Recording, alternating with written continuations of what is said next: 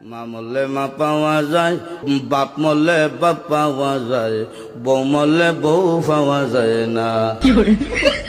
এক মুরব্বী চাচাই কয়, এই বেদব, তোর মা বাপ মরার পরে ফাইলে কেমনে আর বউ ফাইলে না কেমনে, এটা বুঝাই দে, তোর গানোর ব্যাখ্যাটা দে।